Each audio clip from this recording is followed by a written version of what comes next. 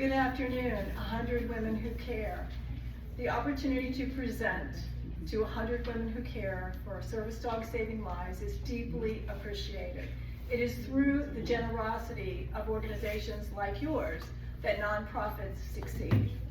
In 2022, my husband Paul and I, along with a dedicated board of directors, established Service Dogs Saving Lives. We have several missions. Our first is to provide service dogs to individuals with a history of self-harming tendencies. Our second is to educate on the power of a service dog. And our third is to promote positive self-care practices. Our specific focus on mental health care is a specialized lane of great need. Over 49,000 lives are lost each year to suicide. Two groups with a high rate of adult suicide are first responders and veterans, those who protect our freedom. I would like to share a quote from a recipient of a service dog. She, my service dog, has been with me through my darkest days and nights, never leaving my side. Most important is the fact that I wouldn't be able to share any of this with you without her. She saved my life.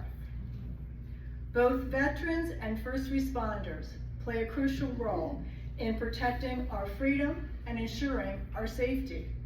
Over time, they often face repeated traumas that can lead to conditions such as PTSD, anxiety, depression, and self-harming tendencies. Individuals receiving a service dog from Service Dogs Saving Lives have previously expressed self-harming thoughts along with other mental health challenges. You may wonder why our focus is so specific. There are several reasons. Many of you are fortunate to have children, and you have been blessed with grandchildren. Sadly, the second leading cause of death among children aged 10 to 14 is suicide. This alarming statistic prompted us to develop a curriculum on positive self-care practices and to promote the benefits of service dogs as a valuable tool for prevention. Paul and I also visit local technical colleges that train first responders, emergency medical technicians, fire service professionals, and police and corrections officers. By initiating discussions about mental health care at the beginning of their career, we foster a greater receptiveness to important mental health conversations. As a nonprofit, we have achieved success thanks to the generosity of our donors. To date, we have sponsored 9 service dogs and the corresponding scholarship to train both to work together successfully. For 2026, our goal is to award 5 to 6 service dogs. With your support, we can expand our reach and provide a lifeline to those in desperate need of hope. We invite you to join this life-saving mission. Our last reason for focusing on individuals with prior self-harming tendencies is deeply personal. We want to spare families the raw pain of losing a child to suicide or a family member. As a family, we were blessed with 2 wonderful sons. Our oldest son, Joseph, lived life to the fullest, and he charted his own path. He loved racing his bicycle at the velodrome, riding his motorcycle, scuba diving, and spending time with his wife, Rachel, and younger brother, Christopher. His strong sense of ethics led him to a career in cybersecurity, which often created stress, particularly when reporting internal infractions. Tragically, in 2015, after struggling with mental health challenges, he died by suicide at the age of 34. As his parents, we are motivated by our desire to bring hope to those suffering from self-harming tendencies, leading us to establish Service Dogs Saving Lives, a dedication to Joseph Johnson. In honoring his memory and desire for quality mental health care, we are united in combating the epidemic of suicide. Someone right now is in a dark room, in their home, alone, hoping for one tool to aid in their mental health journey to stay alive. Won't you join us in letting in the light? Our tagline is Be a Lifesaver, and we invite you to join us in offering a lifeline to others. Thank you, 100 Women Who Care.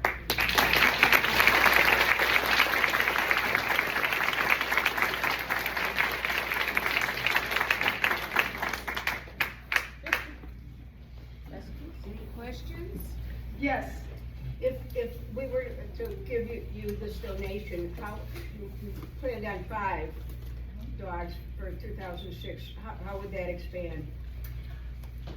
The average cost of a service dog is $25,000. We would use part of the money that we receive from you towards a service dog, and the other part we would use towards a book that we want to have published called Josie, which is named after our son when he was a little boy and people would ask him his name.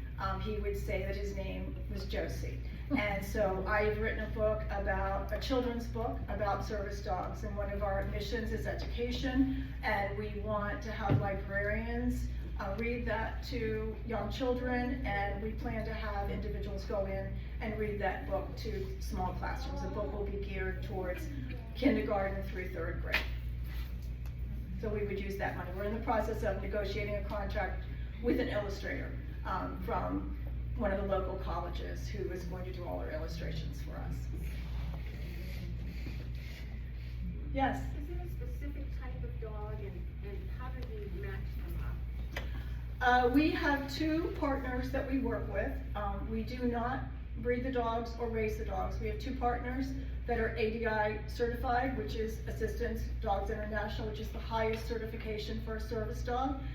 On our website, which is sdslhope.org, there are 2 applications, and they go directly to our partner organizations, and they have the mental health professionals who read their medical history and match them. All of the dogs are Labradors, and they are trained for 22 months. Yes?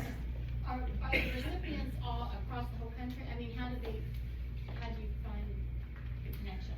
Is it one specific area, you know, where the dogs are, or is it across the whole country? All of our dogs have been awarded in the Florida area, with the exception of one that went to a young lady from Michigan, and her video is on our website. A number of the videos, we have permission to have them posted there.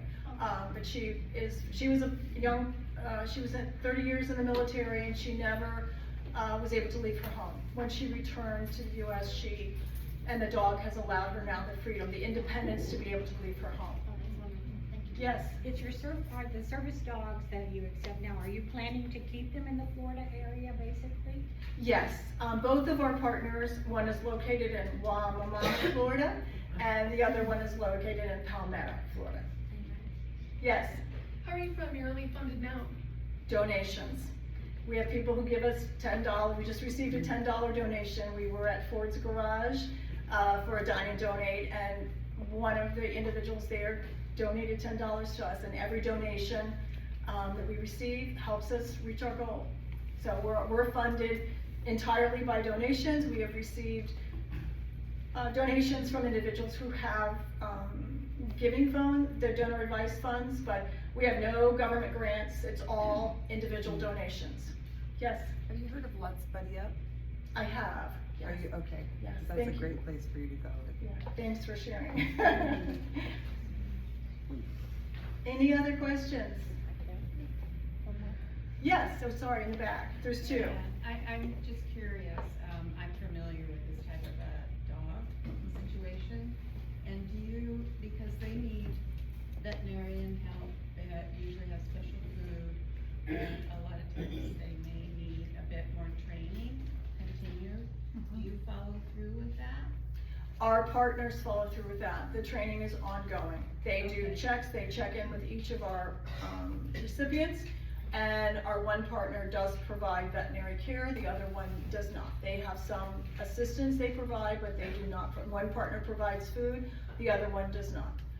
But one partner has a much longer foothold as an organization than the other one, so. And there was another question, the person beside you, I think. Did you have? Oh, okay. Any other questions? Did I answer all your questions? Thank you so much for your time and the opportunity.